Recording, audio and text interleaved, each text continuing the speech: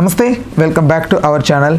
So Puri Jagannath ప్రెస్టీజియస్గా తెరకెక్కించిపోతున్నటువంటి film Puri Sethupathi. Actually ఇది భిక్షగాడు స్టోరీ బ్యాక్డ్రాప్లో అయితే రాబోతున్నట్లుగా వార్తలు వచ్చాయి. ఇలాంటి ఫిలిమ్స్ ఇదివరకే ఒక 3-4 వరకు మన సౌత్ ఇండస్ట్రీలో చూసాం. ధనుష్ రీసెంట్గా చేసాడు కూడా కుబేరాలో. అయితే ఈ ఫిలిమ్స్ ఎలా వర్కౌట్ అవుతాయి ఏంటనంటే అది పర్ఫెక్ట్ డైరెక్టర్ హ్యాండిల్ చేయడం దాన్ని బట్టి ఉంటుంది. చాలామంది ఏంటంటే హీరో అనగానే క్లాసీగా ఉండాలి, లేకపోతే మాస్గా అంటే అట్లా ఉండాలి అనుకుంటారు. ఇలాంటి భిక్షగాడి కైండ్ ఆఫ్ క్యారెక్టరైజేషన్స్ చేసే సినిమాలు ఎలా వర్కౌట్ అవుతాయి, ఎట్లా కమర్షియల్గా ఎలా వర్కౌట్ అవుతాయని చాలామంది భావిస్తూ ఉంటారు. బట్ పర్ఫెక్ట్గా హీరో క్యారెక్టరైజేషన్ బేస్ చేసుకొని రాసే ఇలాంటి పూరి జగన్నాథ్ రైటింగ్ స్కిల్స్ని బట్టి సినిమా ఖచ్చితంగా బ్లాక్ బాస్టర్ అవుద్ది. పూరి నాకు తెలిసి లాస్ట్ ఒక 10 years నుంచి ఎక్కడ కూడా ఒక మంచి బ్లాక్ బాస్టర్ ఆఫ్టర్ టెంపర్ తర్వాత పెద్ద ఫిలిం ఏది లేదు. నాకు తెలిసి పూరి జగన్నాథ్ కెరియర్ ఇంకా డౌన్ఫాల్ పడిపోయింది అనుకున్న టైంలో అందరికీ హోప్స్ క్రియేట్ చేసింది ఇస్మార్ట్ శంకర్. సో దానికి సీక్వెల్గా వచ్చిన డబుల్ స్మార్ట్ అది పోయింది.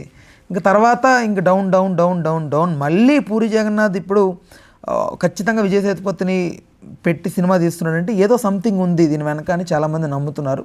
అండ్ ఈ సినిమాలో వాళ్ళు ఉంటారు, వీళ్ళు ఉంటారు, ఆ హీరోయిన్ ఈ హీరోయిన్ ఇలా అనుకున్నారు, అన్నీ నిజమే అయ్యాయి లాస్ట్కి.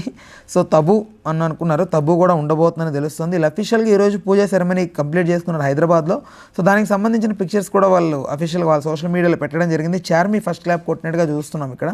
అండ్ ఇక్కడ ఒకసారి వాళ్ళు రాసి చూస్తే and it begins the real journey of Puri Sethupathi begins on the sets today in Hyderabad. Major talkie portions featuring Makkal Selvan, actor Vijay Sethupathi and Fierce.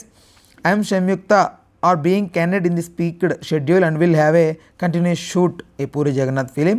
Release in Tamil, Telugu, Hindi, Kannada and Malayalam pan-Indian level. దునియా విజయ్ ఇందులో key role play చేస్తున్నట్టుగా తెలుస్తోంది. అఫీషియల్గా ఇక్కడ వీళ్ళు mention చేశారు ఆయనది. And Tabu గారు కూడా ఉన్నట్లుగా మెన్షన్ చేశారు. చార్మీ ప్రొడక్షన్ చూసుకుంటుంది. పూరి కనెక్ట్స్ పూరి జగన్నాథ్ గారు ఉన్నారు. అండ్ జేబీ నారాయణ్ ఆయన ఎవరో ట్యాగ్ చేసి పెట్టారు. అండ్ విష్ణు ఉన్నాడు. సో ఇతను ఎవరైతే పూరి జగన్నాథ్ లాస్ట్ లైగర్ ఫిలింలో మనం నెగిటివ్ రోల్లో చూసాం, అతను అప్పటి నుంచి కంటిన్యూ అవుతూనే వస్తున్నాడు.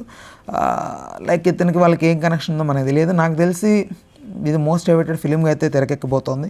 మోర్ దాన్ 100 crore ఫిలింగా ఉంటుంది బడ్జెట్ అని అందరూ అనుకుంటున్నారు.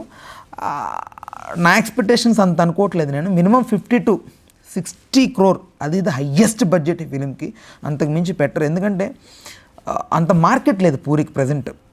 మనం అనుకుంటాం కానీ పూరి జగన్నాథ్కి అందరు ఫ్యాన్స్ ఉన్నారు, పూరి జగన్నాథ్కి అందరు థియేటర్లో వెళ్ళిపోతారు చూసేస్తారని. ఫ్రాంక్గా మాట్లాడుకుంటే పూరి జగన్నాథ్ని ఇష్టపడే వాళ్ళు ఉన్నారు. ఓకే, అతను సోషల్ మీడియాలో త్రూ మాట్లాడే మాటల ద్వారా అతనికి ఇన్ఫ్లుయెన్స్ ఇది వేరు, ఆ లైన్ వేరు. ఒక రకంగా చెప్పాలంటే ఆర్జీవి కూడా అలా అనుకుంటే మోర్ దాన్ పూరి జగన్నాథ్ నాకు తెలిసినంతవరకు. చాలామంది అభిమానులు ఉన్నారు ఆర్జీవి మాట్లాడే మాటలకి, పెట్టే ట్వీట్లకి, ఇన్స్టాగ్రామ్లో అతను వాడే వర్డ్స్కి, బయట ఇంటర్వ్యూస్లో అతను చెప్పే మాటలకి ఇన్ఫ్లుయెన్స్ అయ్యే వాళ్ళు చాలామంది ఉన్నారు. అవి ఎంతవరకు థియేటర్ వరకు రప్పిస్తాయి అనేది మీకే తెలుసు.